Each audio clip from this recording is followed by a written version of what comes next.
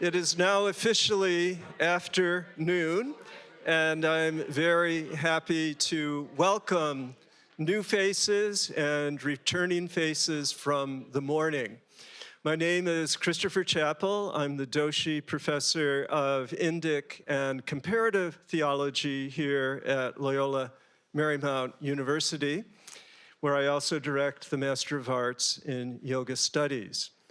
And we have landed on a topic that affects all of us. How many of you have a cell phone? Okay. Imagine 50 years ago, something of the comic books, but now we're literally all connected, we're all being traced. Whenever I set out for the university, it tells me 80th Street or Manchester. It's terrifying. And by watching The Social Dilemma, we encountered this morning the effects that are rippling through not only our personal lives and our American society, but throughout the world. And then we got a glimmer of hope with Father James Fredericks, who brought us reminders of remembering our humanity. Now, you're here on the august occasion of celebrating this afternoon not just one, but 4 bridge builders. Our first session, which will be introduced by Navin Doshi, will honor Dr. Fritjof Capra. Our second session, after a bit of a break, will honor the Center for Humane Technology, amply profiled in the movie we viewed earlier this morning, The Social Dilemma. And then at 4 o'clock, we will honor 2 leaders of the American Buddhist movement, Dr. Jack Kornfield and Dr. Trudy Goodman. And I invite Navin to come and say a couple remarks. Good afternoon, friends. First, I would like to thank my good friends, Robin and Chris, and LMU for organizing this event, as they do every year. I believe LMU is indeed an institution where freedom of thought has been practiced very diligently. It gives me a great pleasure to offer this year's Bridgebuilder Award to Dr. Fritjof Capra, someone I have admired since the 1970s, when his remarkable book, The Tao of Physics, became an international bestseller and reached my hands. I did have quite a bit of stuff I used when I published my first book on transcendence. And he quoted it, no plagiarism. It was Fritjof's book that connected the dots and was the first comprehensive presentation of the closeness of the quantum view and Eastern views of reality. During these conversations, during Dr. Capra's conversation with Werner Heisenberg, one of the founding fathers of quantum mechanics, he articulates the fundamental interdependence of phenomena and the intrinsically dynamic nature of reality. Please note that Heisenberg was among the first few physicists who made the connection of quantum physics with metaphysics of Vedanta, based upon his conversation with Sri Rabindranath Tagore of India. Fritjof expanded the connection of Eastern traditions with quantum physics through yogic experience with a focus on metaphysics image of dancing Shiva, that is Nataraja. This is an image of dynamic but unified cosmos, contrasting with the classic Western image of a clockwork universe disconnected from event probability. Few words about the contrast between the Eastern and Western traditions observed by the Indian philosopher Sri Sarvapalli Radhakrishnan. Eastern traditions exhibit complete independence and freedom of human mind and show endless diversity of views.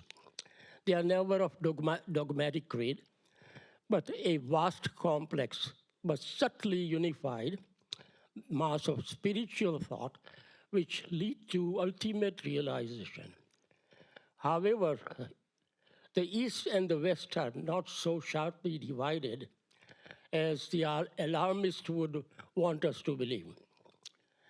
In the mystic traditions of different religions, there is remarkable unity of spirit. Specifically, Hinduism is not a sect, but a fellowship of all who accept the law of right and are earnestly seek for the truth. I believe Fritjof has essentially communicated these thoughts through his writings.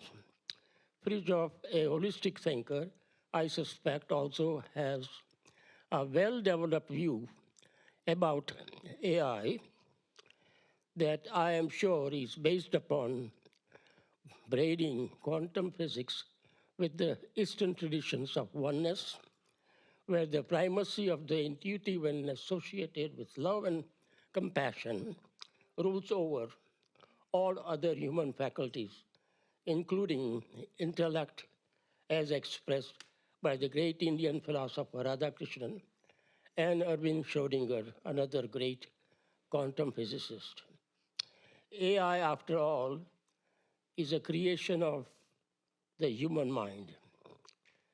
Can there be guardrails to ensure that it is applied for the good of humanity? I'm indeed looking forward to hearing the dialogue among three great minds that we have here: Fritjof,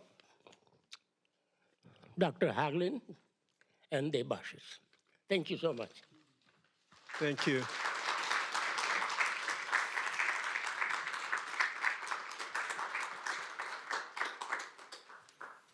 So, Dr. Capra, would you prefer to sit or to stand? Stand, okay. I'm 4 years younger than you.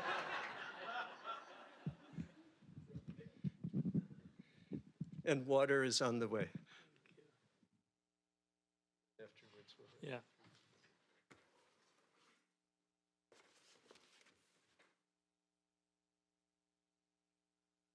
Good afternoon.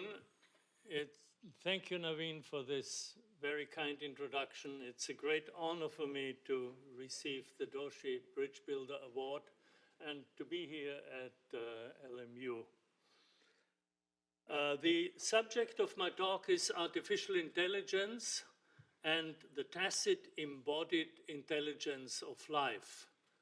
And I'm not going to talk about AI right away, but I want to put it into the context of my work, my life's work, you could say. So I will ask you for a little bit of patience. I will get to AI eventually. As you heard, I was trained as a physicist, and I spent 20 years doing research in theoretical high-energy physics. I left physics in the mid-1980s and turned toward the life sciences, where a new conception of life has recently emerged. It involves a profound shift of perspective from seeing the world as a machine composed of elementary building blocks to understanding it as a network of inseparable patterns of relationships. Over the last few decades, I developed a synthesis of this new understanding of life. a conceptual framework that integrates 4 dimensions of life. The biological dimension, obviously, but also the cognitive, the social, and the ecological dimension. I presented summaries of this framework as it evolved in several books. My final synthesis is published in a textbook called The Systems View of Life and co-authored by my friend and colleague Pierluigi Luisi, a biochemist in Rome. I call my synthesis a systems view because it requires a new way of thinking in terms of relationships, in terms of patterns, in terms of context. And in science, this is known as systemic thinking or systems thinking.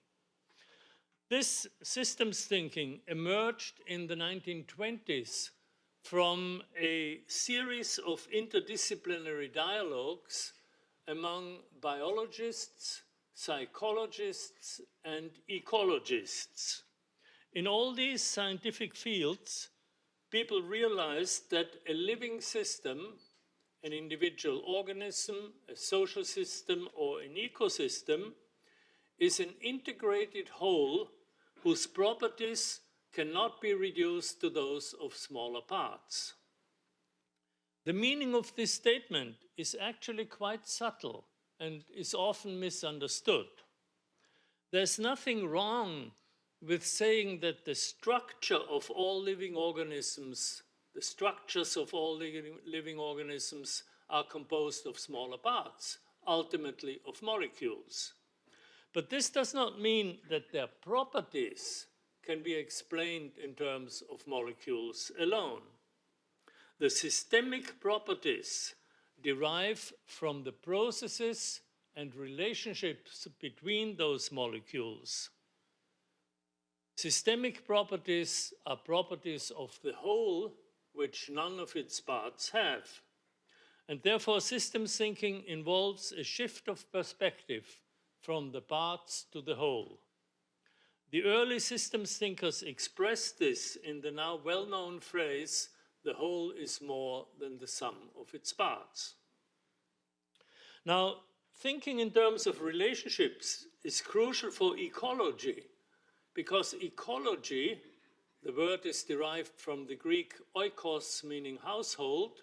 Ecology is the science of relationships of the members of the Earth household. I should also mention that systems thinking is not limited to science. Many indigenous cultures around the world embody profound ecological awareness and think of nature in terms of relationships and patterns. Thank you. During the 1980s, systems thinking was raised to a new level with the development of complexity theory, technically known as nonlinear dynamics. It is a new mathematical language involving the use of high-speed computers, which allowed scientists for the first time to handle the enormous complexity of living systems mathematically, to build mathematical models, set up equations, and so on. The new nonlinear mathematics is a mathematics of visual patterns. You may have heard of strange attractors or fractals. These are the visual patterns of complexity theory. And so during the last 40 years, there has been a strong interest in nonlinear phenomena, in nonlinear systems, which generated a whole series of new and powerful theories that have dramatically increased our understanding of many key characteristics of life. They embody what I like to call advanced systems thinking, which means systems thinking based on complexity theory rather than the older theories of the 1920s and 1930s. My synthesis of these recent theories is what I refer to as the systems view of life. Now, you will appreciate that such a synthesis involves quite a few technical concepts. But recently, I have discovered a completely non-technical way of summarizing it. And this is what I'd like to present to you today. And I do so in terms of 4 principles of life, which, according to the systems view, constitute its very essence. They are principles of organization shared by all living systems, from the smallest bacteria through the wide range of fungi, plants, animals, to human beings. So these 4 principles are embodied in all living systems, including social systems and ecosystems. So let's see what they are. My first principle is that life organizes itself in networks. This actually contains 2 ideas. One is that the network is the basic pattern of organization of all living systems. Wherever we see life, we see networks. This realization originated in the early 20th century in ecology with the concept of food webs. Subsequently, network models were used at all systems levels, viewing organisms as networks of cells, just as cells are networks of molecules, and as ecosystems are understood as networks of individual organisms. Now, a network, as everybody knows, is a certain pattern of nodes and links, of nodes and relationships. Therefore, in order to understand networks, we have to learn how to think in terms of patterns and in terms of relationships. And this is what systemic thinking is all about. Please note also that networks are nonlinear. They go in all directions. And since all living systems are networks, that means that all living systems are nonlinear or complex systems. As you know, in recent years, social networks have become a major focus of attention, not only in science, but also in society at large, and throughout a newly emerging global culture. Indeed, networks are the dominant social feature of our age. The profound change of metaphors from seeing the world as a machine to understanding it as a network lies at the very heart of the system's view of life. So the first idea of this principle that life organizes itself in networks is the network idea. The second idea is that life organizes itself, which means that the network pattern is not imposed on a living system by the outside world, but is created by the system itself. The concept of self-organization originated in the 1940s and was used in various different ways and with different meanings during the subsequent decades. Today, describing a living system as self-organizing means that it creates structures and processes determined and organized by the internal rules of the system rather than by outside forces. Now, this does not mean that living systems are independent of their environment. On the contrary, they depend on continual flows of energy and matter or food from the environment to survive. In fact, these continual flows, known as metabolism, provide a key distinction between living and non-living systems. As the great microbiologist Lynn Margulis used to say, if it metabolizes, it's alive. If it doesn't metabolize, it's not alive.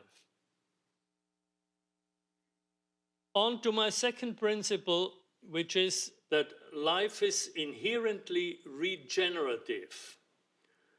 Living networks continually regenerate themselves by transforming or replacing their components. And in this way, they undergo continual structural changes, while at the same time preserving their web-like patterns of organization. This coexistence of stability and change is indeed a key characteristic of life. Now, the continual regeneration of life in nature is, of course, well known. Just think of the turn of the seasons with new spring, with new growth in spring, and new cycles. That's continual regeneration. What's new in the systems view is the recognition that regeneration operates at all levels of life, down to the molecular networks in cells. Regeneration is the very essence of life. You have often heard that life is a process, and when you ask what is this process exactly, you wouldn't get a clear answer. But now we have a clear answer. The process of life is a process of continual regeneration. When regeneration stops, life stops. In a more philosophical vein, appropriate perhaps for LMU, you could say that regeneration is the purpose or the meaning of life. Now, this continual process of regeneration, of transforming and replacing components of the system, is only possible with continuing metabolic flows of energy and matter, which provide the materials for this replacement. And indeed, we all need to breathe, eat, and drink to stay alive. In other words, metabolism, that defining characteristic of biological life, is an integral part of regeneration. As I've mentioned, life in the social realm can also be understood in terms of networks. But here we are not dealing with chemical reactions, we are dealing with communications. Social networks, as you well know, are networks of communications. Like biological networks, they are regenerative, but what they generate is mostly non-material. Each communication generates information, ideas, meaning, and so on. And in this way, each communication gives rise to further communications, and so the entire network continually regenerates itself. As communications continue in a social network, they form multiple feedback loops, which eventually produce a shared system of knowledge, values, and behavior. And this is known as culture. So culture is a common context of meaning which is continually sustained by further communications. Now, the fact that an organism's metabolism involves flows through networks of chemical reactions implies that some of those flows can take cyclical pathways, and these cyclical pathways can act as feedback loops.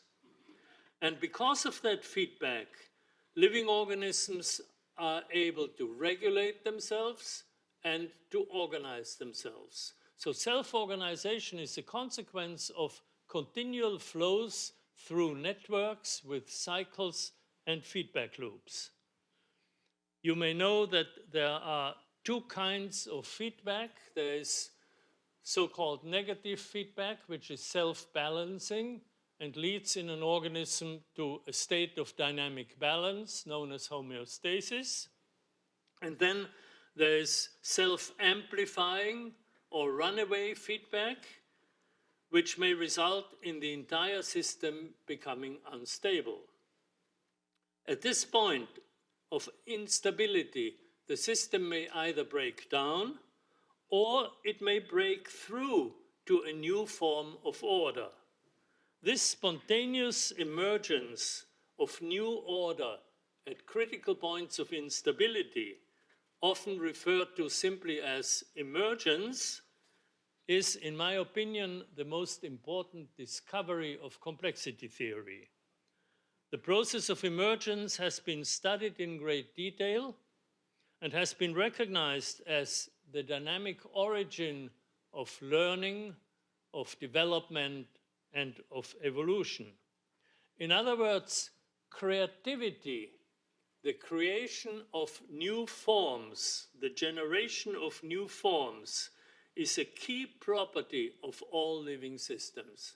And this is my third principle of life. Life is inherently creative. I think this is a very important discovery. It means that as human beings, we are creative not only if we happen to be artists or designers or work in some other such profession. All of us are creative simply because we are alive, because life itself is inherently creative. My fourth and last principle is that life is inherently intelligent. So now we are coming to intelligence.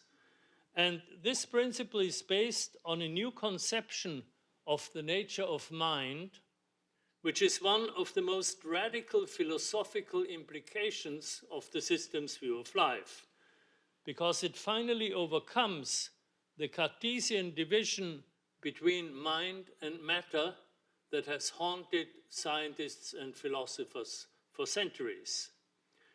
In the 17th century, you may know, René Descartes based his view of nature on the fundamental division between two independent and separate realms, that of mind, which he called the thinking thing, res cogitans in Latin, and that of matter, the extended thing, res extensa. Following Descartes, scientists and philosophers were unable to imagine how this thinking thing is related to the body. The decisive advance of the systems view has been to abandon the Cartesian view and to realize that mind is not a thing but a process. It is now called cognition, the process of knowing. In more detail, in the systems view of life, cognition denotes a particular way in which living organisms interact with their environment. The organism responds to environmental influences with structural changes, and it does so autonomously, specifying what to notice and also how to change, and doing so according to its nature and according to its previous experience. Continual cognitive interactions with the environment are an essential aspect of an organism's metabolism. And therefore, life and cognition are inseparably linked. Life is inherently intelligent.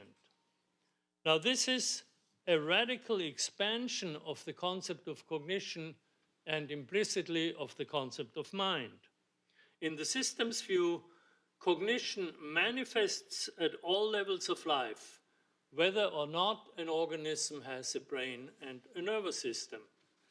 Plants, for example, and even bacteria, neither of which have nervous systems, are constantly engaged in cognitive activities involving their sensory apparatus and various self-organizing processes.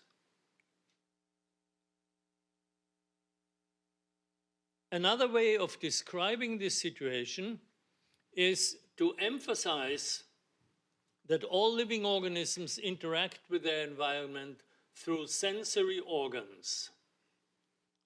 To use an old philosophical term used especially in Buddhism, but also in other philosophies, we could say that living beings are sentient beings.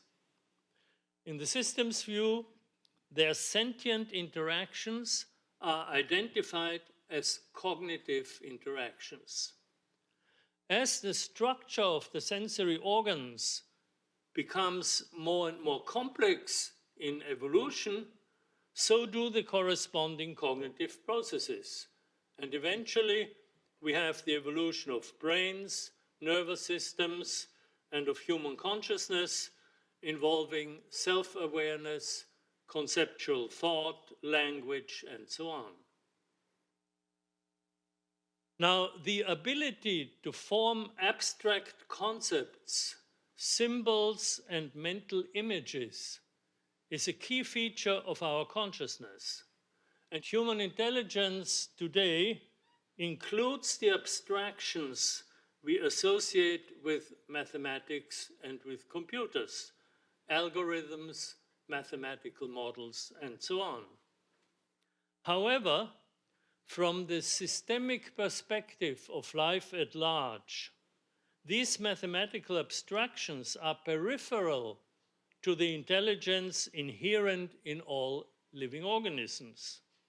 Living intelligence is always tacit and is embodied. Its key quality is the ability of being in the world, of moving around in it, and of surviving in it. With the recent rapid development of artificial intelligence, as we have heard today, we have overemphasized algorithms and other mathematical abstractions, and we have neglected our tacit, embodied, living intelligence. And as a consequence, our ability of being in the world, in other words, our wisdom, seems to have diminished dramatically. Just think of it that a civilization that sees making money rather than human well-being as its main goal, and in the process of doing so destroys the natural environment on which human survival depends, such a civilization can hardly be deemed very intelligent. The critical question, in my view, is the following. Which uses of AI are helpful, and of course there are many, and appropriate, and which are inappropriate because although they enhance the mathematical aspects of human intelligence, they may diminish our tacit, embodied intelligence or wisdom of how we should live. In conclusion, I want to emphasize that advanced systems thinking will be critical to solve the major problems of our time, which are systemic problems, all interconnected and interdependent.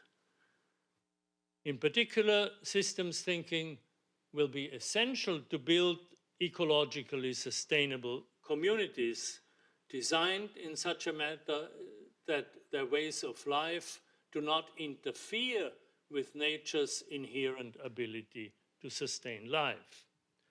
The first step in this endeavor must be to become ecologically literate, that is, to understand the principles of organization that ecosystems have evolved to sustain the web of life.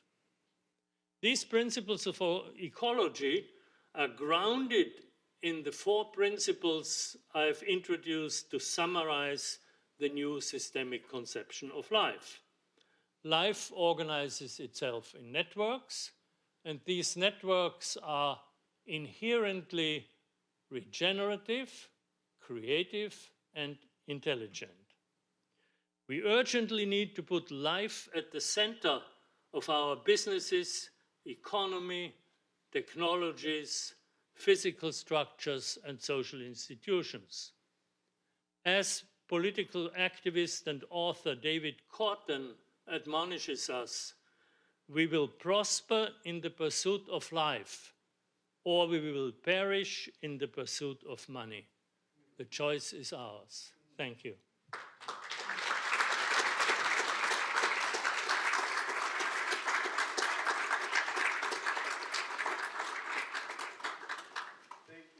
so much, and the clarity, just so very helpful.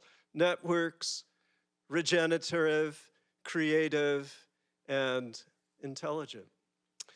So I would like now to invite Dr. Debashish Banerji, the Doshi professor at California Institute for Integral Studies, as well as John Hagelin, the president of Maharishi International University, coming all the way to us from Iowa and from San Francisco, and Fritjof coming from Berkeley. So Fritjof in the middle, and then we will share the 3 microphones, or the 2 microphones.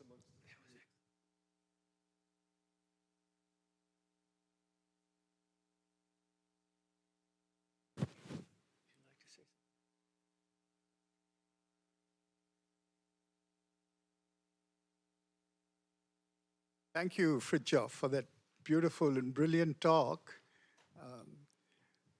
I'd like to start by bringing back to mind a couple of ideas. Many beautiful ideas have been shared here, beautiful, stimulating, contemplative ideas for us to take with us. One of them, the first one is, as I was listening to Fritjof, I was connecting with what Naveen said. Fritjof's beautiful exposition of the system's view of life seemed like an extended metaphor for the dance of Shiva. It's almost as if that image that he gave us in 1975 has fueled the rest of his life, that has flowered into the endeavors that he's pursuing now and taking forward. It was an image that was given to me in what I now call my epiphany on the beach in a meditation in 1969, and I just passed it on. Exactly, I was going to mention that, in fact. I read your book perhaps a year after it was published, and note that it's going to be the 50th year of the Tao of Physics next year. And I read it in Bombay, where a lot of us in this audience probably came from. And there he mentions that he was meditating in Santa Cruz. And I was thinking, oh, he must have been on the beach in Santa Cruz in Bombay. People from Bombay will know what I'm talking about. But it was Santa Cruz here, of course, in Northern California. I want to make a few comments about that and about the contrast between the dance of Shiva and the clockwork universe that Naveen made when he introduced Fritjof. The dance of Shiva, for those who are unfamiliar with it, I wish we had a projection of that. There's a nice image, a statue at LACMA. And for those who are a little older, there's a famous case involving a Nataraja from the Norton Simon Museum that went back to India. The dance of Shiva comes to us from the famous statue of Shiva Nataraja, sculpted around the 10th century in Tamil Nadu, India, and made famous by the metaphysician and art historian Ananda Kumaraswamy. Here it is. We have an actual bronze miniature. Shiva's dance is the entire cosmos and is made up of 5 functions: creation, preservation, destruction, concealment, and revelation. The dance of Shiva is creative and hence unpredictable, creativity, as Fritjof was saying, made up of interdependent, coordinated, mutually adaptive networks that are self-generating, self-organizing, and replicating, and aware of each other from within, since not only is the whole greater than the parts, but the whole is in the parts. Interestingly, AI is made up of similar components, as Fritjof himself pointed out. You have, and throughout today, we've been hearing about neural networks, how networks with different layers compose AI, networks of large-scale parallel processing, coordination, adaptation, and self-learning. Now, here is my second point that we've encountered today repeatedly. It's the reduction of language in history. The word intelligence, this has been brought up, and Fritjof brought it up as well. We are gradually giving it a certain slant in which the wholeness of its meaning is being reduced. The same with the word learning. When we say artificial intelligence is made up of self-learning meaning inputs are going into it, and the algorithms modify themselves according to the new inputs that are coming. We can see this in little things, in cell phones, in calculators, in computers, in text editors. That is not learning, it's self-training. But we'll gradually start using the word learning for that, and taking out the intuitive and creative power of learning and turning it into something which is mechanical. So AI is made up of these kind of functions, but it lacks a self that pervades and exists as the self of all its systems. This generation from within. There is something there which is the essence of life. So we see that AI is qualitatively different from life. It is an aspect of life, but it tends to develop a certain kind of a system of metaphors that makes it the essence of life. We are moving in a direction of that kind. This is partly because what Fritjof was talking about, what Naveen talked about, the shift in interpretation of our cosmos from a clockwork universe to that of a living cosmos, the dance of Shiva, creative, self-creative cosmos, has entered into a few minds, but not into the whole of our world. Our world is still ruled by a clockwork universe. We are still promulgating and propagating a clockwork universe. AI is the most sophisticated end product of that clockwork universe. It has been a long time coming, but it was in preparation since the beginning of our present age, the modern age, ever since the European Renaissance and consequent enlightenment enthroned reason as God in place of the God of the church. It is said, God created man in his image, but a famous parody of the statement continues, and man returned the favor. Indeed, man gives God an image and then creates himself and his universe in that image. This is the story of modernity. The creation of the universe as an intelligent machine, and of man as the delegate of God, the intelligence that can understand the machine. It privileges rationality as the essence or soul of man, subordinates or exiles all other ways of being and knowing, and proceeds to perfect this image through technology.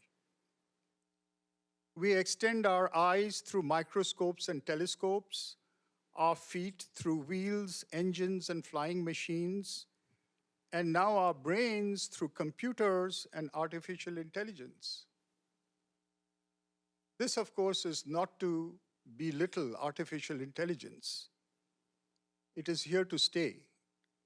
But it is to say how inevitable its advent is, how it could be predicted since the beginning of our age, and how also it has subordinated all other ways of being human. Let us pause for a moment to consider the problematic effects of AI. We have considered a lot of this already today, but just to talk about a few of the major problems that have emerged. First, we may think of small-time, irritating, or gratifying aspects of life, such as editing written text. We're all familiar with this, how constantly words are being changed, and you have to really keep your attention on what you're writing. On the other hand, it makes up for our fat fingers. Oftentimes we type the wrong thing and we find a typo corrected. More wholesale applications of this kind are ChatGPT type large language models of encyclopedic knowledge. Here, one of the aspects that has been brought up even in the write-up for today's event is the question of the protection of intellectual and creative property rights. It's just something to think about. The second one is large-scale predictive models, such as risky financial decisions. Naveen has talked about this a lot.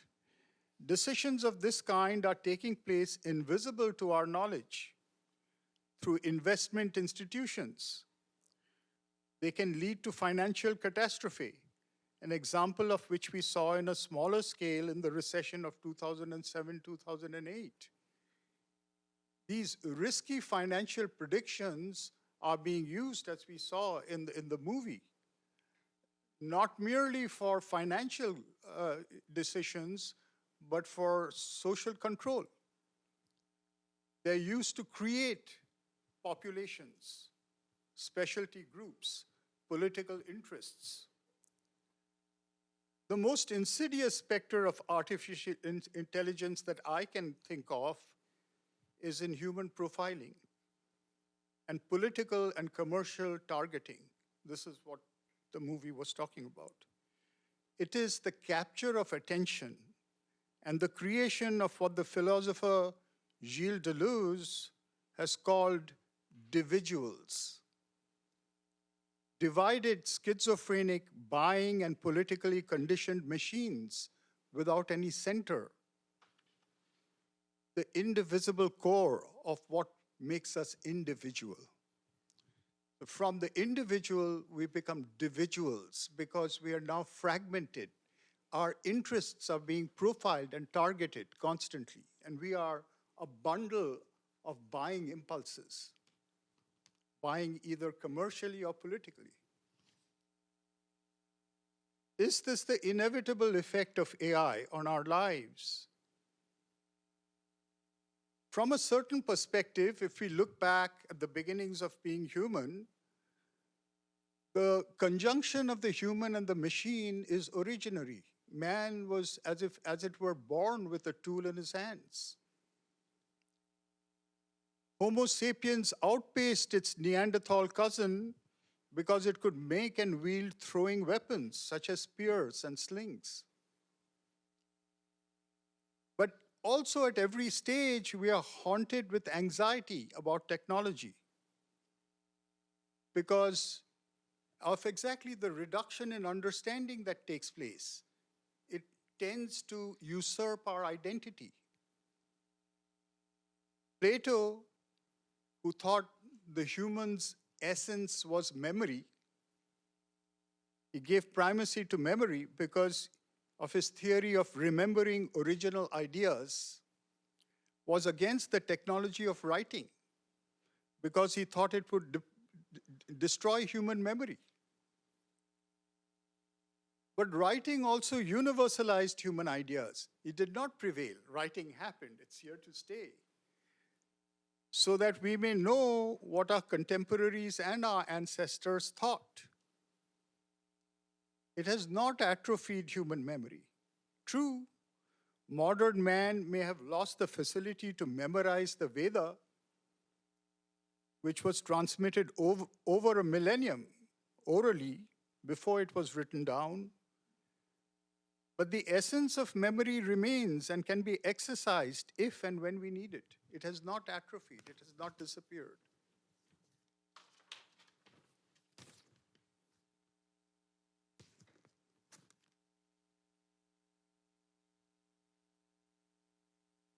Today, we have identified the human with intelligence. Plato thought it was memory, but now, as Fritjof pointed out, since the Cartesian dualism, it is the mind and intelligence that defines the human. Our essence is defined as intelligence. And that is not real intelligence, as he also pointed out. But this kind of identification brings about the anxiety that we are talking about with artificial intelligence. It exacerbates our fear and anxiety of losing human identity due to artificial intelligence. But the thing to note here is the human is not its intelligence. Intelligence is a property of the human. It is when we mistake a property for the being and become absorbed in the property that a crisis of losing identity with the externalizing of the property occurs. Now, this room is full of meditation teachers and great experts in meditation, including Dr. John Hagelin, Jack Kornfield, Chris Chappell, many others here. Meditation is all about the re-owning of attention. This is where we come back. It's absolutely necessary to talk about legislation, but there's something more fundamental, which is in our hands. That is the re-owning of our attention. That's where it has to start. We need legislation to protect intellectual and creative rights, as well as against indiscriminate financial, political, and subjective conditioning.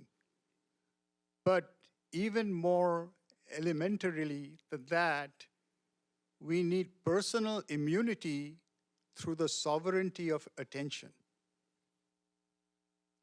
Indian yoga systems have never equated the human with intelligence. Intelligence belongs to Prakriti in all yoga systems, whether Samkhya, Vedanta, Tantra, Vaishnavism, or Shaivism.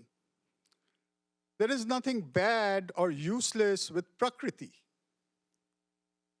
But human identity lies in Purusha, and the right relation between Purusha and Prakriti has to be found by the withdrawal of Purusha's absorption in Prakriti. This is the very beginning of the Yoga Sutra. And all the schools of yoga, you have to develop a new relation between Purusha and Prakriti. This brings us back to the dance of Shiva.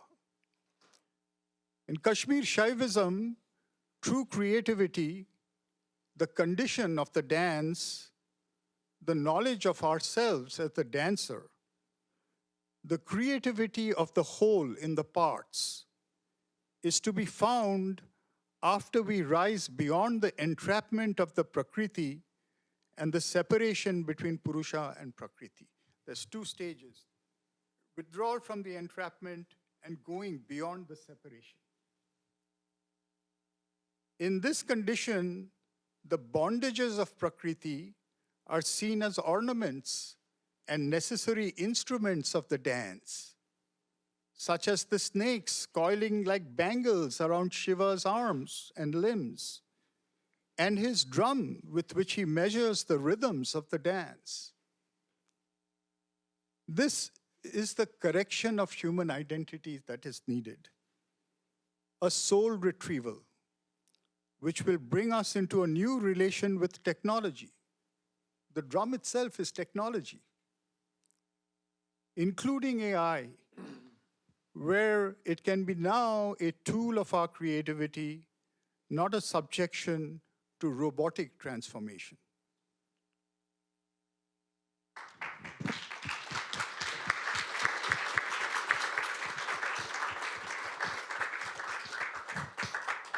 was very beautiful. Thank you so much. And first, I want to congratulate again Fritjof for his marvelous award, the Doshi Family Bridgebuilder Award, which is truly a great honor. And I want to congratulate him for a marvelous speech. This was an exquisitely sculptured, concise, and information-packed speech. A course in itself, I think, on systems theory and life, and really beautiful, really inspiring to behold. I want to just comment on one of the points, maybe take off from one of his points that talk about the systems theory in the unfoldment of new laws, new behaviors at different levels of complexity. Behavior of elementary particles, behavior of molecules, behavior of DNA and cellular organisms, macroscopic organisms. We see brand new principles, organizing principles that emerge at every level that are not a clear consequence of what had preceded it. And all these laws of nature governing the atom and the molecule in macroscopic physics, they're very different in nature, and very different in appearance, and yet they are all logically consistent with each other. And the point I'd like to make about that is relevant to the movie we started with this morning, and that is that all truths are compatible with all other truths. In other words, we're living in a logical universe. And it's true that you can't necessarily predict one new truth out of the first. But logically, even though they are very different at different levels of manifestation, they are all consistent, logically consistent with each other. Fake news, false statements, are not logically consistent with the rest of human knowledge. And gaining more knowledge would be a way to provide a bit of a vaccine against fake news, because the more truth you know, the more obviously incompatible ridiculous statements are. So that's sort of one level you could say vaccination, to be more knowledgeable. But parallel to that, and easier than that, is, if possible, expanding awareness, have more expansive, more comprehensive awareness, because that expanded awareness, in the context of that expanded awareness, the more incompatible some fake news would appear. And one thing about the meditative traditions is that they're about going in and expanding human awareness to be bigger and more comprehensive and holistic, and the whole brain at the same time is being rewired to become more globally coherent, so that the pockets of coherence we have in different portions of our brain, which isn't necessarily talking very much to itself, different areas of the brain don't appear to function in a coordinated way. When the whole brain becomes coordinated and more coherent, awareness expands, and that it expanded light of consciousness, some artificial fake news that gets embedded into that expanded awareness is intuitively wrong. I guess the point is, in a sort of scattered mind, incompatible truths do exist side by side. We have things, all of us, in our mind that we believe in, that if we really thought about it and really had a more expansive view of the whole, we would see weren't compatible with each other, and we would make adjustments in our understanding so that our own understanding was globally compatible with itself, sorting out the impurities, so to speak, through the expansion of consciousness. And that's all part of the evolution of consciousness. So anyway, consciousness-based education is the principle on which the university that I currently preside over, but have taught at for many years, is based. Education for enlightenment. Education for achieving full human potential. And it's a wonderful principle with some fantastic results. And that principle of developing the mind, bringing greater mental coherence and clarity as part of the educational process. And education does that no matter where you're learning, but to different degrees, I think, based on the techniques for the expansion of mind that are incorporated into the different curricula of the world. Education, especially of that type, will provide a solid foundation for the rejection of incorrect information and maybe begin to inoculate humankind against the madness of some of the fake news, which amazingly has taken root. The other thing I wanted to expand upon was a comment that was made just moments ago. And it was in the light of Shiva Nataraj that made me think of this point. In the science of yoga, and yoga is a tradition of meditation from which many, many major traditions of meditation in the world are not only compatible, but even sort of have as their roots. And this is where I think the ultimate secret weapon lies. And the difference between intelligence and consciousness, awareness, sentient. We are sentient creatures. We have awareness, indisputably. It's hard to put your finger on what it is, but we know we have it. If we're awake, at least, we have it. And intelligence, it could have many different meanings. And you can have intelligence in a machine, for example, or in a very simple creature without awareness, because there's intelligence everywhere. The intelligence organizing the development of a tree and the development of life and the development of so many things across our solar system. There's intelligence everywhere. The laws of nature are the principles of intelligence, the orderly principles that govern all of nature. There's intelligence in the laws of nature. But awareness is something very special.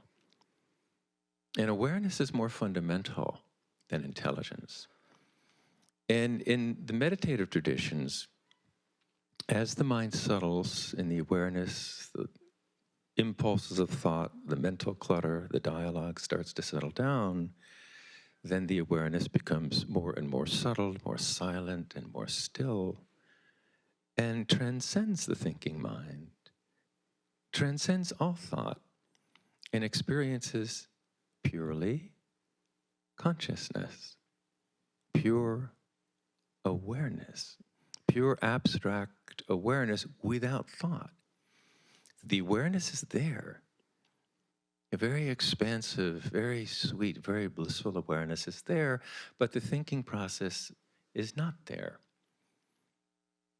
And built into awareness, built into this Shiva, absolute dynamic silence. Dynamic because it is consciousness, it's awake.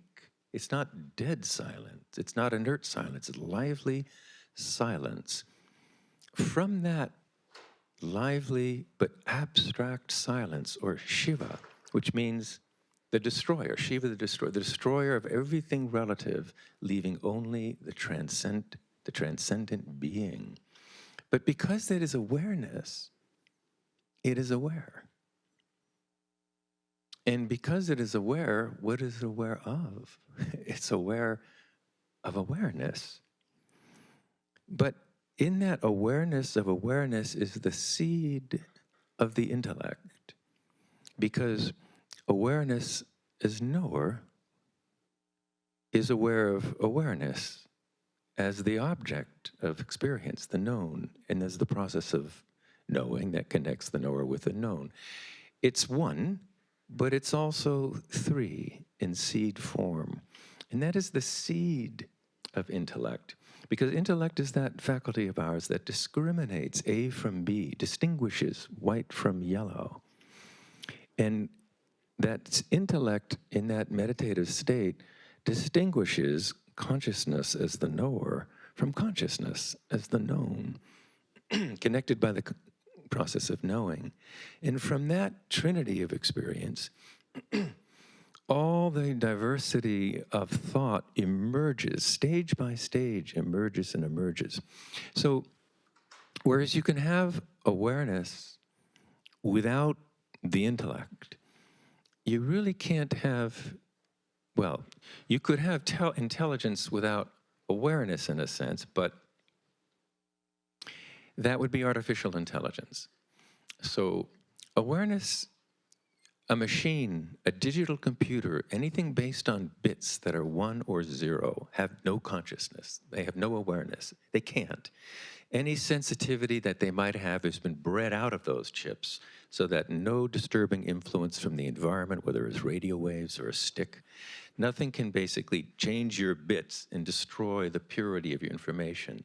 All subtlety has been, what's the word? It's been bred out of them, so to speak. So they don't have any of the delicacy that would be necessary to have something as subtle as awareness. We never have to worry about the machine waking up and attacking the planet Earth, as in some of the movies. That's not the concern. The concern is the misuse of the technology. We've heard a lot about that today. And I think we're all very motivated to do whatever we can as individuals through contact with our friends or those who have more say, channels through which can do what we can to be sure that technology is used correctly, used rightly, used for the benefit of humankind.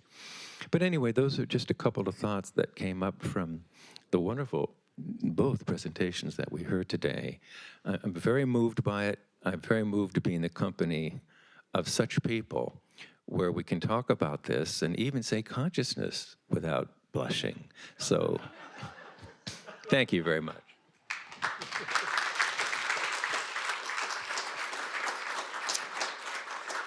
Before I open this for some questions, I want to note that Dr. John Hagelin has a Ph.D. in astrophysics from Harvard University, and that Dr. Banerji has a Ph.D. in Asian art history from UCLA. And you saw in your program, University of Vienna in physics, right in the middle. So we're blending the arts, we're blending the delicacy of human presence and debating what is awareness, what is consciousness. Where is our humanity in the midst of it all? And I'd like to invite our provost to stand up and welcome you to be with us for a second. He also is a scientist, and I would just like a word of affirmation and perhaps a question. This is Dr. Thomas Poon. Thanks. And thank you for this unplanned honor. Look, I'd like to welcome everyone to this signature event at LMU and to thank the Doshi family for making this possible. This was fascinating. I have been following AI, not since it's been out. We know it's been out longer than since ChatGPT has been out, but the machinations and the possibilities have really fascinated me. Your remarks have really fascinated me. I don't have a question per se. I'm interested in the questions that the audience has, because I know that there are students here who can ask a better question than the chemist before you, right? So I'm going to pass on the question, but thank the Doshis again, and thank you all for attending this entire symposium today. And thank you, Chris, for organizing. Very good. Thank you, Tom.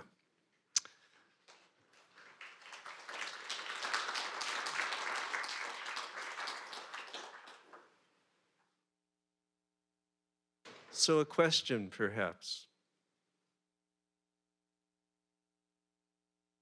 Yes. My name is Mansoor Vakili. I'm mostly working on system philosophy. My question is that, is it possible that AI technology itself is self-organizing and self-regulating system? Because we are making it based on the neuron system, that they are self-organizing system. And also, especially as we know, the current AI technology that we are using are based on neuron system of the adult. But now they are, in Berkeley, they are working on new generation, which is on based of neuron system of kids, that they are more right and left working together, and is optimum level of creativity of brain. So if we copy it on that base, since that neurons are working on base of self-organizing and self-regulating system, then AI technology itself, it becomes self-regulating, and it doesn't need us to regulate it. It will part of the whole system that we are going through. Actually, Earth wanted to be self-aware. We went through that process. We created this linear model, this approximate model, which dominate left side brain, analytical and all this. And now we are finding out that no, we have done our job actually. We became self-aware that how this self-organizing system works, how in essential behavior, which is nonlinear network, how they behave, and how could we align ourselves with this flow of creativity and minimum effort of life. And my question actually is that, is it possible that this AI technology, rather than having fear of this system, that is, I mean, technology coming, is it amazing technology that is trying to bring us, human being bring us today. And by itself, it could self-organize itself.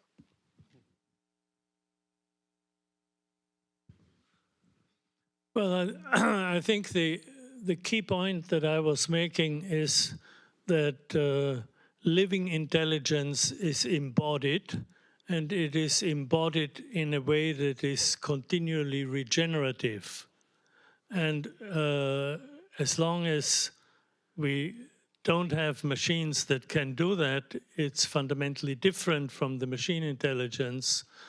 And of course, it is exciting and can be very useful to take brains, or adults or children, as models and modify the artificial intelligence.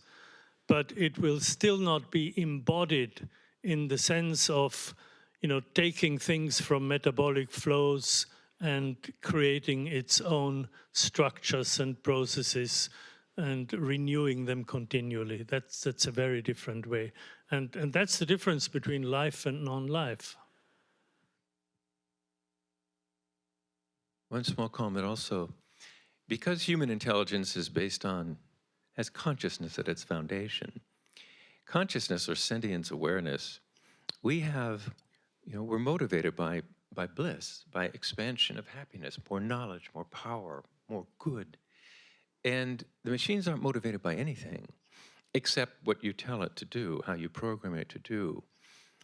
Can a machine therefore the technology be self-regulating? Well, humans would probably have to teach it what that means and to try and program that into it. But I think the dynamics of machine intelligence and human intelligence are driven by fundamentally different things.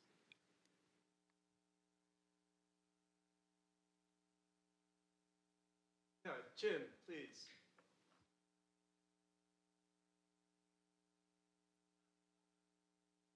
Thank you very much.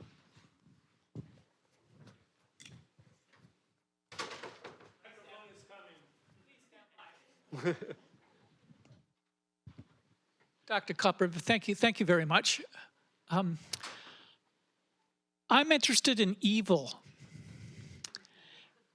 And I'm wondering, well, I think right now, we're all around the world, but certainly here in the United States of America, we're dealing with the fact that the Enlightenment, European Enlightenment, is not turning out the way we thought it would. We're having to come to grips with human fallibility at a massive scale. Where does evil fit into your systems analysis, and with its augmented with complexity theory, okay? And given that all of our thinking and acting needs to take some sort of account of the reality of evil, what are the grounds for hope?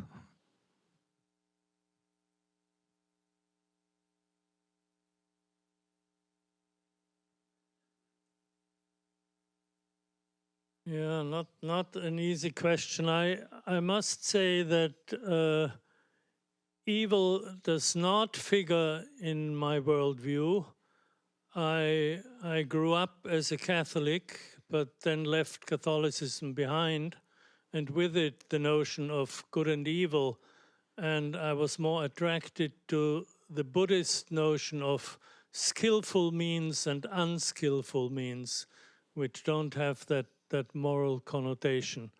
But I must also say that looking back on 40 or 50 years of synthesizing this systemic understanding of life, I was very optimistic at the end of the 1980s when we had green politics and Mikhail Gorbachev with his new thinking and perestroika. And I thought at that time in the late 80s, we had really made the change from the mechanistic worldview to the holistic ecological view, and it's going to be a new world. People at that time spoke about the peace dividend and what you will remember that, what we could do with the peace dividend.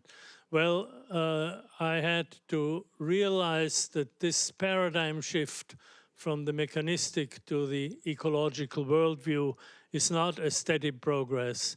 It has scientific revolutions, but it has backlashes, and it has sort of the swings of a chaotic pendulum.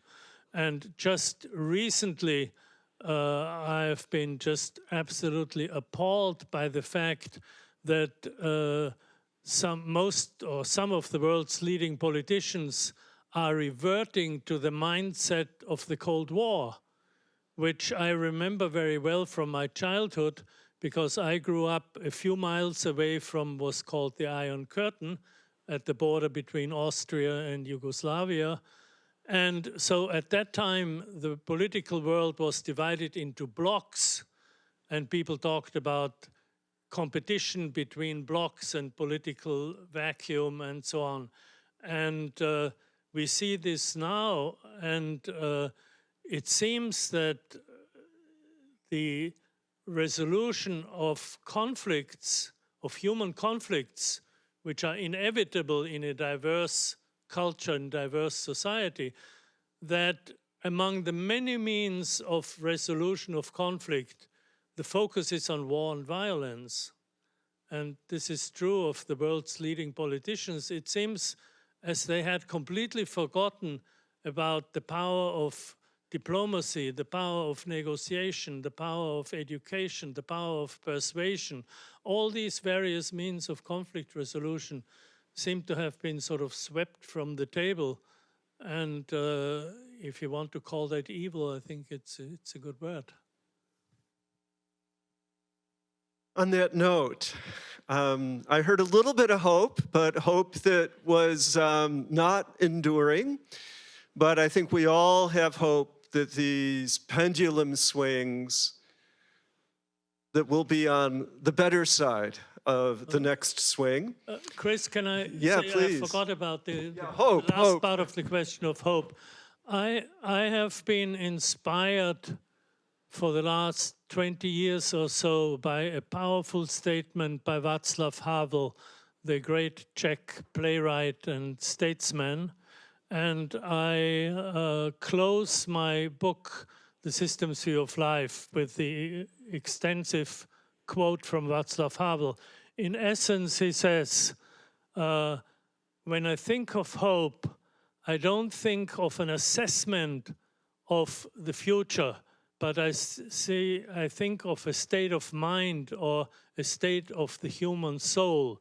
Hope is not the belief that there will be a positive outcome, but the certainty that what you're doing is right, no matter what the outcome is.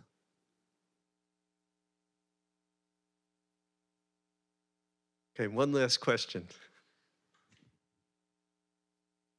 Hello. This is not a question.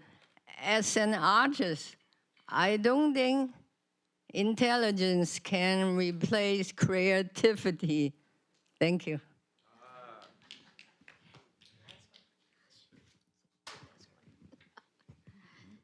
Hi, this is for Dr. Hagelin. You gave us a ray of hope. And I wanted to know if you could just elaborate a little bit about how we might implement these changes that expand our awareness. Well, thank you very much. We started an experiment at MIU, and very similar work's being done right here at LMU, to see whether meditative techniques that deepen understanding, expand consciousness, and make one more profoundly rooted to the inner truth of one's own inner being will have an effect on human behavior and ultimately on society. There's been a lot of progress since these experiments were launched, and I think there are 18,000 some odd hundred of schools now, starting in San Francisco, but some in Los Angeles and throughout the world, where meditative practices from yoga, transcendental meditation, for example, have been implemented as part of the school day with very significant improvements in educational outcomes, behavioral outcomes, graduation rates, disciplinary effects, and so forth. So by virtue of the effectiveness of these ancient techniques, which are also ultra-modern because for the first time in history, they've been extensively subjected to empirical research and have been confirmed in medical journals throughout the world as being useful, and in educational journals have been helpful in increasing IQ and creativity and academic performance and all of that. Based on modern science and the empirical verifications that can come, it's spreading very fast. I didn't think that would ever happen because something like meditation in the public schools, don't teach my little Jimmy some foreign thing. And there's a lot of resistance you would think at first, and there was actually. But when learning disabilities like ADHD among children, which is more common perhaps now than ever because stress is more pervasive perhaps than it has been, to be able to reverse those learning disabilities, stress-related learning disabilities so effectively and improve graduation, right? And all that. It's catching on, I don't think based on any philosophical reason necessarily, because that's kind of highfalutin talk, but because of the effectiveness of educational technologies of consciousness that actually develop the functioning of the brain. So it's happening fast, not fast enough, but it's happening pretty fast by human standards. Well, I want to, last one. Okay, then we really do have to set up for our next. Okay, loud. One question, all these seminars and excellence, artificial intelligence.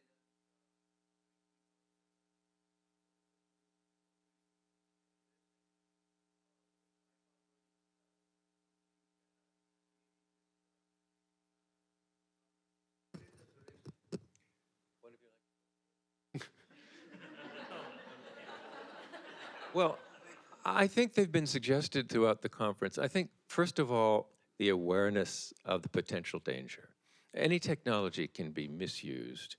Nuclear power could be used for good, and it has been, but it can also be used in treacherous ways. So how do we use the technology safely? Step one, I think, is to raise awareness that there is, and the movie this morning was incredibly compelling, that there's a need to act, that it is being used, from what I've learned today, based on profits. It's profit-driven, and that's not, the best way to, guide one of the most powerful technologies on Earth. So, raising consciousness, so to speak, raising awareness, having people use whatever influence they have with their congressmen and so forth, who are looking into this now, and see if we can encourage regulations that may curb some of the, at least most excessive dangers of it. I think nobody can disagree that that approach is prudent. But at the same time, just on an individual level, raising awareness and just education itself is a very powerful tool. I don't think you can graduate from any institution of, for example, this respectiveness, or pretty much anyone, and adhere to some of the mistruths that are being promoted, which are on their face ridiculous. So education, of course, is always a help in any problems that may face us now or in the future. And raising consciousness is probably the most powerful single tool if we can get that going. And that's the perfect transition to our 2 o'clock segment, We will be in the company on screen with Randima Fernando, who we saw earlier in the meeting, in the movie this morning. He's one of the co-founders of the Center for Humane Technology and will, in fact, be giving us success stories of his own work, as well as suggesting ways into the future. So thank you all, and we'll see you here at 2 o'clock.